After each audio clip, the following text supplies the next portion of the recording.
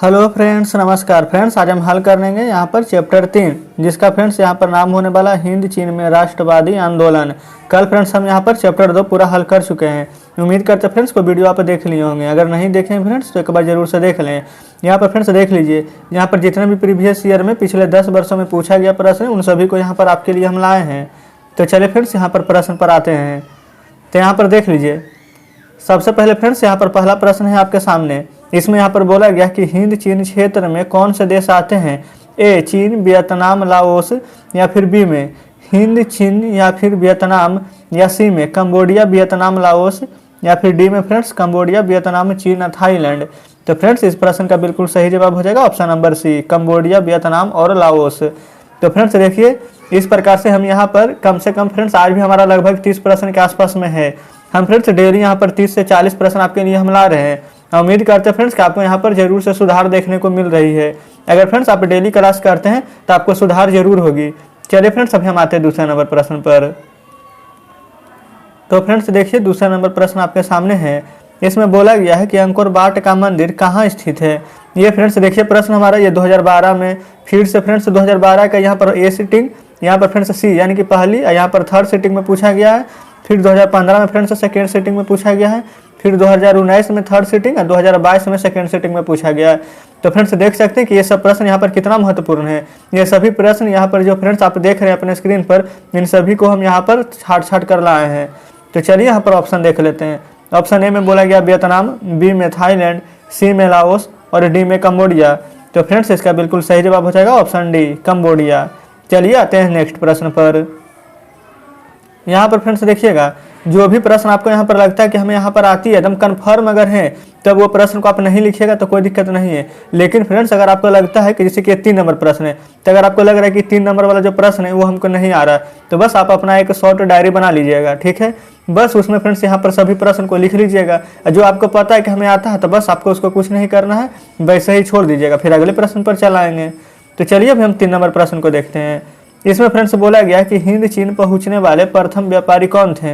ये देखिए फ्रेंड्स 2016 में, 2018 में, 2020 में, 2022 में पूछा गया, हर एक साल गैप करके। देखिए 17 में नहीं पूछा गया है, 19 में नहीं पूछा गया, 21 में नहीं पूछा गया। तो फ्रेंड्स देखिए 23 में नहीं पूछा गया होगा, तो हो सकता है फ्रेंड्स ये आपके शिफ्ट यानी 2024 में आ जाए, कोई भी बड़ी बात नहीं है इसमें। तो चलिए यहाँ पर ऑप्शन देख लीजिए। ऑप्शन ए इंग्लैंड वासी, या ऑप्शन बी फ्रांसीसी, ऑप्शन सी पुर्तगाली, या फिर ऑप्शन डी डच। तो फ्रेंड्स इसका बिल्कुल सही जवाब हो जाएगा ऑप्शन नंबर सी, पुर्तगाली। चलिए आते हैं नेक्स्ट प्रश्न पर। तो देखिए फ्रेंड्स 4 नंबर प्रश्न आपके सामने है। इसमें बोला गया है कि हिंद चीन में बसने वाले फ्रांसीसी कहे जाते थे क्या? ऑप्शन ए फ्रांसीसी, ऑप्शन बी शासक वर्ग, ऑप्शन सी कोलोन, या ऑप्शन डी जनरल। तो फ्रेंड्स इसका बिल्कुल सही जवाब हो जाएगा ऑप्शन नंबर सी, कोलोन। चलिए आते हैं नेक्स्ट प्रश्न पर। तो देख लीजिए 5वें नंबर प्रश्न आपके सामने है। इसमें फ्रेंड्स बोला गया है कि नरोत्तम सिंहासुन कहाँ के शासक थे? A Vietnam, B Laos, C Thailand, या फिर डी कंबोडिया। तो फ्रेंड्स देखिए इसका बिल्कुल सही जवाब हो जाएगा ऑप्शन नंबर डी, कंबोडिया के। ठीक है फ्रेंड्स, कंबोडिया सही जवाब हो जाएगा। चलिए आते हैं नेक्स्ट प्रश्न पर। तो ये देखिए 6ठे नंबर प्रश्न आपके सामने है। इसमें फ्रेंड्स यहाँ पर बोला गया है कि the history of the loss of Vietnam किसने लिखा है? ए हो ची मिन्ह ने, या फिर बी फान बोई चाऊ ने, या सी कुआंग ने, या फिर डी थित्रु ने। तो फ्रेंड्स देख लीजिए ये हमारा थित्रु लिखा गया, ठीक है, थू है ये, कोई दिक्कत नहीं है। तो देख लीजिए इसका बिल्कुल सही जवाब हो जाएगा फ्रेंड्स ऑप्शन नंबर बी, फान बोई चाऊ ने। तो चलिए आते हैं नेक्स्ट प्रश्न पर। ये देखिए 7 नंबर प्रश्न आपके सामने है। इसमें बोला गया है कि मार्च 1946 ईस्वी में फ्रांस व वियतनाम के बीच होने वाले समझौता किस नाम से जाना जाता है? ए जेनेवा समझौता, बी हनोई समझौता, या सी पेरिस समझौता, या डी धर्मनिरपेक्ष समझौता। तो फ्रेंड्स 7 नंबर प्रश्न का बिल्कुल सही जवाब हो जाएगा ऑप्शन नंबर बी, हनोई समझौता। चलिए आते हैं नेक्स्ट प्रश्न पर। तो ये देखिए 8 नंबर प्रश्न आपके सामने है। इसमें फ्रेंड्स बोला गया है कि किस प्रसिद्ध दार्शनिक ने एक अदालत लगाकर अमेरिका के वियतनाम युद्ध के लिए दोषी करार दिया? ए रसेल, बी हो ची मिन्ह, या फिर सी नरोत्तम सिंहनुक, या फिर डी रूसो। तो फ्रेंड्स इसका बिल्कुल सही जवाब हो जाएगा ऑप्शन नंबर ए, रसेल। तो चलिए आते हैं नेक्स्ट प्रश्न पर। तो फ्रेंड्स 9 नंबर प्रश्न में यहाँ पर बोला गया है कि हिंद चीन क्षेत्र में अंतिम युद्ध समाप्ति के समय अमेरिकी राष्ट्रपति कौन थे? ए वाशिंगटन, या बी निक्सन, या सी जॉर्ज बुश, या फिर डी रूजवेल्ट। तो फ्रेंड्स इसका बिल्कुल सही जवाब हो जाएगा ऑप्शन नंबर बी निक्सन। चलिए आते हैं नेक्स्ट प्रश्न पर। तो ये देखिए 10 नंबर प्रश्न में यहाँ पर बोला गया है कि हुआ हुआ आंदोलन किस प्रवृत्ति का था। यहाँ पर फ्रेंड्स ए क्रांतिकारी, बी धार्मिक, सी साम्राज्यवादी समर्थक या फिर डी क्रांतिकारी धार्मिक। तो फ्रेंड्स इसका बिल्कुल सही जवाब हो जाएगा ऑप्शन नंबर डी क्रांतिकारी धार्मिक। चलिए आते हैं नेक्स्ट प्रश्न पर। तो देख लीजिए 11 नंबर प्रश्न भी आपके सामने है। इसमें बोला गया है कि जेनेवा समझौता कब हुआ था।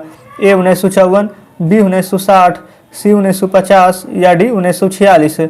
तो फ्रेंड्स इसका बिल्कुल सही जवाब हो जाएगा ऑप्शन नंबर ए 1954। चलिए आते हैं नेक्स्ट प्रश्न पर। तो फ्रेंड्स 12 नंबर प्रश्न में यहाँ पर बोला गया है कि उत्तरी एवं दक्षिणी वियतनाम का एकीकरण कब पूर्ण हुआ। ए 1970 में, बी 1980 में, सी 1979 में या डी 1975 में। तो इसका बिल्कुल सही जवाब हो जाएगा हमारा ऑप्शन नंबर डी 1975 में। तो चलिए फ्रेंड्स आते हैं नेक्स्ट प्रश्न पर। तो देख लीजिए 13 नंबर प्रश्न भी आपके सामने है। इसमें बोला गया है कि अनामी दल के संस्थापक कौन थे। ए जॉन गुआन आई या बी हो ची मिन्ह या फिर सी बाओ दाई या डी फान चू त्रिन है। तो फ्रेंड्स देख लीजिए इसका बिल्कुल सही जवाब हो जाएगा ऑप्शन नंबर ए जॉन गुएन आई। चलिए आते हैं नेक्स्ट प्रश्न पर। तो ये देखिए 14 नंबर प्रश्न आपके सामने है। इसमें बोला गया है कि दिएन बिएन फू के युद्ध में कौन बुरी तरह हार गया था। ए पुर्तगाल, बी फ्रांस, सी कंबोडिया, डी अमेरिका। तो इसका बिल्कुल सही जवाब हो जाएगा हमारा ऑप्शन नंबर बी फ्रांस। तो चलिए फ्रेंड्स आते हैं नेक्स्ट प्रश्न पर। तो देख लीजिए 15 नंबर प्रश्न आपके सामने है। इसमें बोला गया है कि क्रांतिकारी संगठन दुई तान हुई के नेता कौन थे। ए फान बोई चाऊ, बी हो ची मिन्ह या सी कुआंग दे या डी सुबन फुमा। तो फ्रेंड्स इसका बिल्कुल सही जवाब हो जाएगा ऑप्शन नंबर सी कुआन दे। चलिए आते हैं नेक्स्ट प्रश्न पर।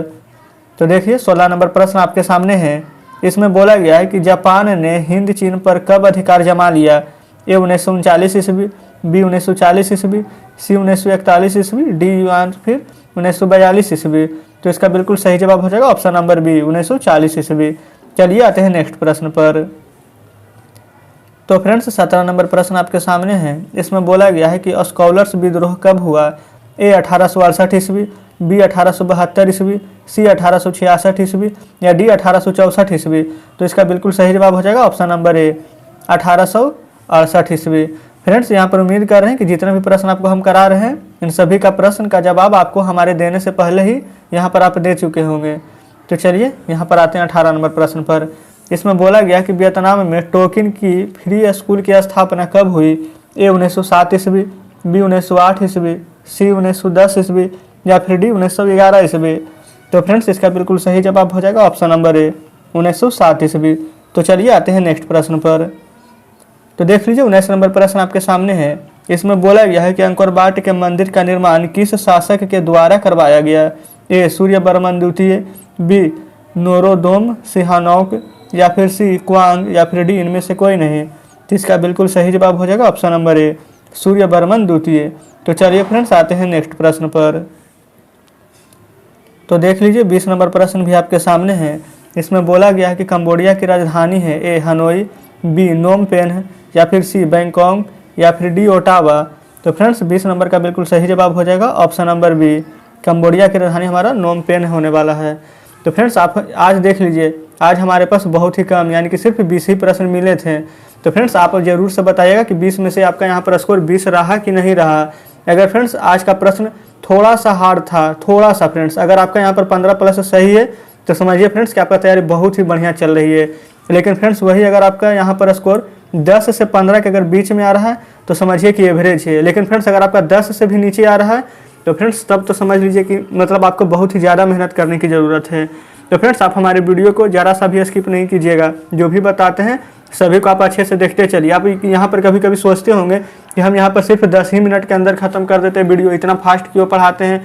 क्योंकि फ्रेंड्स देखिए हमारा मकसद है कि जब भी आप एग्ज़ाम हॉल में जाएँ तो उससे पहले बस आप हमारे वीडियो को 2 गुना पर करके देख लीजिएगा, ताकि फ्रेंड्स 10 मिनट का वीडियो आप 5 ही मिनट में यहाँ पर देख लीजिएगा, ताकि आपका पूरा का पूरा यहाँ पर कवर हो जाए। क्योंकि फ्रेंड्स आप पहले से तो पढ़े ही हुए रहिएगा, आपको तो पूरा याद रहेगा, बस सिर्फ रिवीजन की ज़रूरत है। तो रिवीजन कब होता है, आप एक ही चीज़ को 10 बार पढ़िएगा तब कि एक ही बार यहाँ पर पढ़ने पर, तो एक ही बार पढ़ने पर रिवीजन होगा। इसलिए हम यहाँ पर जल्दी जल्दी बता देते हैं।